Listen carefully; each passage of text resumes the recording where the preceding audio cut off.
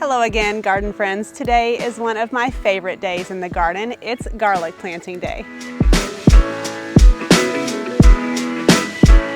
First, let's talk about timing, when you should actually plant your garlic. Now, in most growing zones, garlic is actually planted in the fall. Now, if you live in a colder climate, you're going to plant that a little bit earlier in the fall. If you're in a warmer climate, you're going to plant that much later, actually sometimes even into winter. Now, I'm in zone 6B, so I usually try to plant my garlic about 1 to 2 weeks before my first expected frost date, so that usually hits about mid-October for me.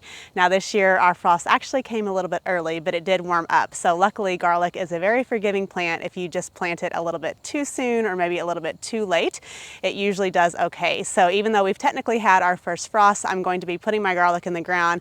We should have a couple more weeks of warm daytime temperatures, so the garlic should do just fine. Now let's talk about what type of garlic is better suited for your garden.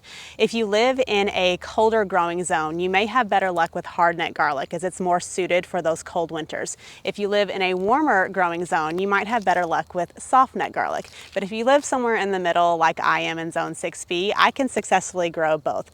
And I say if you live in one of those more extreme growing zones, try experimenting with different varieties of both hard and softneck garlic, as you might find varieties that are suited just fine for your growing climate.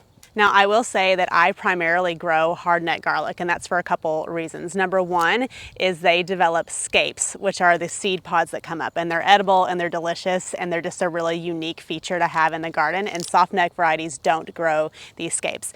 Also, this is a German hardneck variety, and it stores extremely well for me, which means I bought this garlic seed garlic about 4 years ago, and since then I've been able to harvest the garlic, cure it, and then use that garlic again for planting. So I haven't had to buy seed garlic in over 4 years. So I just kind of stick with what works well in my garden, and this German hardneck has done really well. So I would try to also find a variety that stores really well, so then you can plant that garlic the following season. Next, let's talk about prepping your soil for planting garlic, which is really important to the success of your harvest.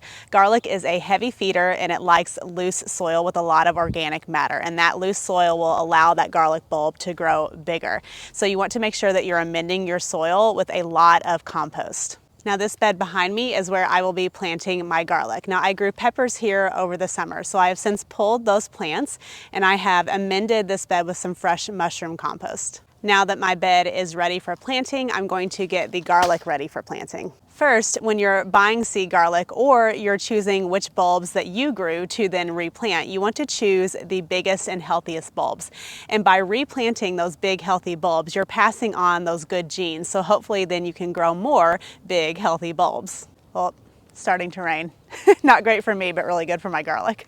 Next, separate your garlic bulb into individual cloves. Each of these cloves will grow into a full garlic head. And if possible, when you're separating the cloves, be sure to keep as much of that papery coating on the clove as possible. This will help prevent it from rotting when it's in the ground. Okay, so my bed is prepped, my garlic is ready, let's plant. First, using a hand spade, I'm going to dig trenches that are about 4 inches deep, and I'm going to space those trenches about 4 to 6 inches apart. Next, I like to add a small amount of organic fertilizer to encourage some early root development, but this is definitely optional. Next, you're going to plant the garlic cloves pointy side up, making sure you space them about 6 inches apart. Next, you're going to cover those cloves back up with soil, give it a good pat down to make sure you don't have any air pockets, and water them in. Now that your garlic is planted, here's a few tips to help keep it healthy over the winter.